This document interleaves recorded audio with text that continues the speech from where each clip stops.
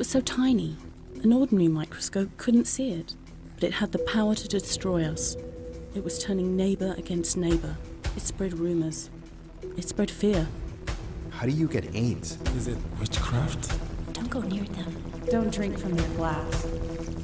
Maheshwari of Chennai, India, was thrown out of her family home, forced to live on the porch, like an animal. No one would touch her. Millions of stories like hers were circling the globe. It's a punishment from God. They brought it on themselves. They deserve to die. Even Christians said these things.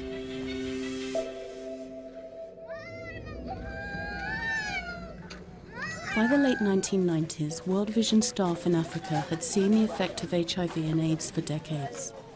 Staff did what they could on a small scale, but the suffering was overwhelming.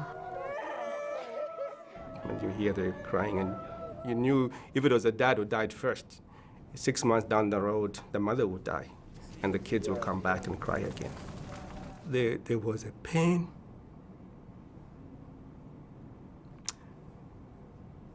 In their eyes that no single child should ever have to bear at such an early age. Rich Stearns was the brand new president of World Vision United States in 1998 when he travelled to Uganda and met 3 brothers orphaned by AIDS, left totally alone in the world. Arm of protection and safety would be around them. I remember this feeling inside of me saying, how could this be happening? On the scale it was happening in Africa, 13 million orphans at that time. And I found myself getting angry. Why is no one doing anything about this? We were eyewitnesses to this. And yet this wasn't being discussed in our strategy meetings, in our ministry meetings. World Vision wasn't doing very much about HIV and AIDS. Well, I really remember some of those first meetings with the marketing team when I announced that I think we needed to raise money for HIV and AIDS. And the silence was deafening. Finally, one brave soul said, Rich, you have to understand something. HIV and AIDS is an R-rated issue. Christians in America are not interested in this issue. Not only are they not interested, they're hostile toward this issue. And I said, well, our donors are wrong then, and we're going to take this issue to the church, and we're going to take this issue to our donors, and we're going to convince them that it's the right thing to do. Because if we're silent about this crisis, if we remain silent, God help us for turning the other way. In 2000, the top leadership of World Vision realized AIDS was spinning out of control and threatening to undo decades of development work. Our president, Dean Hirsch at the time, put Ken Casey as a special representative to the president, showing how much the organization was committed to HIV and AIDS. And then Professor Wilfred Malay was our Africa vice president, and he was very passionate about what he saw happening in Africa in terms of just the number of people that were dying and the number of orphans. World Vision launched the HOPE initiative. We, as a child-focused organization, were mostly concerned about what was the effect of this pandemic on children. And we basically had a very simple strategy that was built around prevention, care for children, and advocacy. In a relatively short period of time, we needed to mobilize as an organization to respond to something that was having global impact across the world. The challenge was to not only rally donors, but also ramp up work in villages and communities on a global scale World Vision had never attempted before. One of the first places where the HOPE initiative went to work was Kosongombe, Uganda. If there was a place that defined life without hope, it was Kosongombe, devastated by war and then AIDS. The children were really in pain because most of them had lost their parents. When World Vision came here, World Vision educated them, sensitized them on the needs for them to come together and look at their own needs.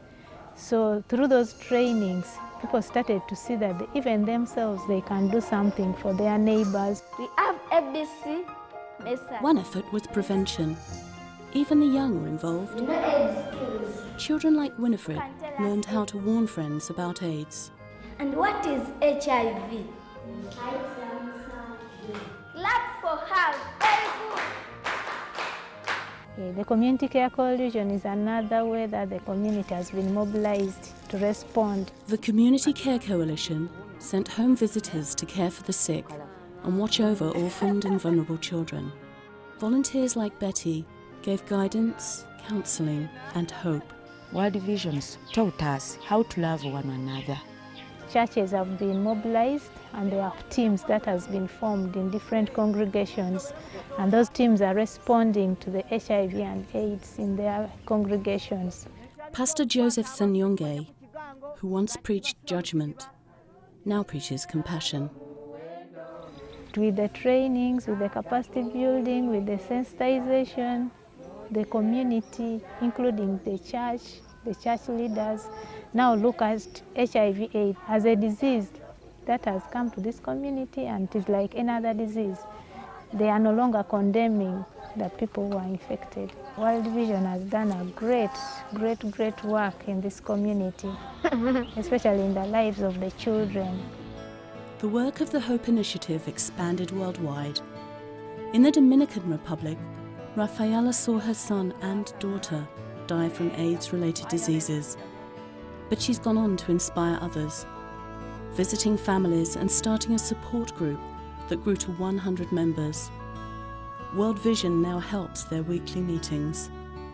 Hers is one of the hundreds of thousands of stories of hope now heard around the world. It was so amazing to watch how Community Care Coalition spread. How is the sickness? As a result of the Hope Initiative, we have about 1,200,000 children in Africa being cared for by somewhere around 73,000 volunteer caregivers.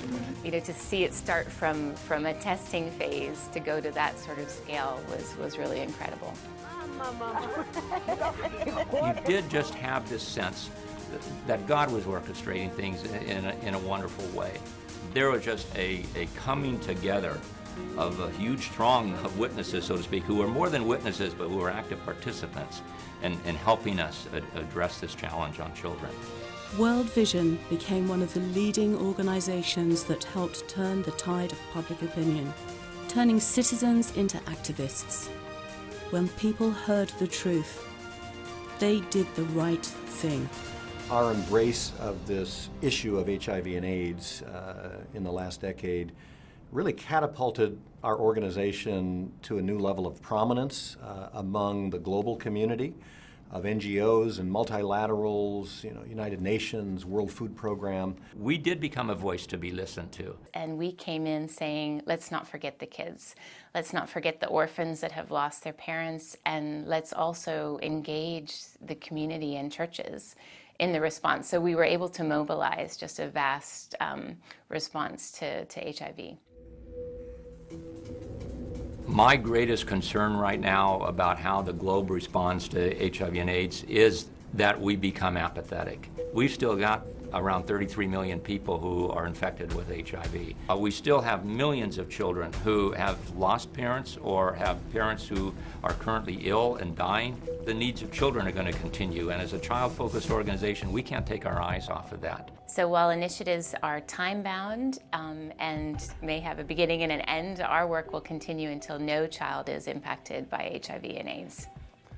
The Hope Initiative was an initiative, just something short and temporary. But now we have to mainstream this into our work wherever we do it. So we've got a lot of work ahead of us. It's something that we can feel proud of what we've done. But we dare not stop. It's not over. We've been called by a master who gave his life. Should we do any less for the least of these?